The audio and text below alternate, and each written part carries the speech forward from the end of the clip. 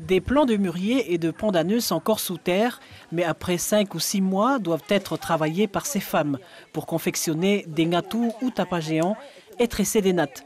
Des produits essentiels dans la coutume. Ce matin, la tournée des femmes a commencé dans le village de Likou jusqu'à Falaléou. Au total, plus d'une trentaine de champs ont été inspectés aujourd'hui.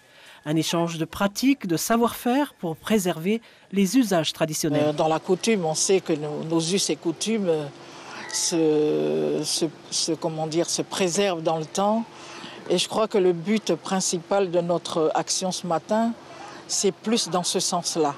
C'est d'abord la préservation de nos coutumes, dont particulièrement la plantation des pandanus, la plantation des toutous. Et je pense aussi qu'il faut regarder notre environnement coutumier jusqu'à aujourd'hui. Je veux dire nos pratiques.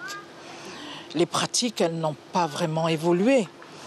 Pour une petite partie de la population, certes, il y en a maintenant de plus en plus qui utilisent les outils modernes. Je parle les moyens modernes, on va dire. L'argent. Quand on fait des fangonas, quand on fait des dons coutumiers, il y en a qui commencent à pratiquer cela.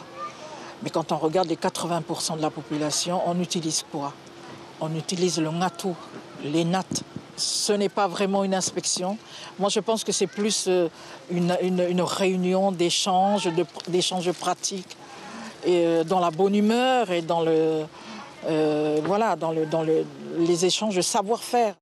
Ce matin, très peu de jeunes femmes et de jeunes filles ont participé à cette inspection. Une occasion pour ces dernières de découvrir ces pratiques, ce savoir-faire des mamans. C'est très intéressant pour nous les jeunes de venir voir ce que nos mamans et grand-mères elles font.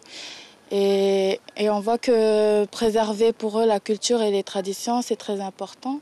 Pour ma génération, moi, on est plus avancé. Je pense même qu'on a oublié tout ce que nos grand-mères elles font là en ce moment. Et au fil du temps, on espère qu'on pourra les préserver et pas oublier. Les actions des femmes de Hahaké continuent. Une grande inspection des produits artisanaux, nattes et tapas géants aura lieu en fin février.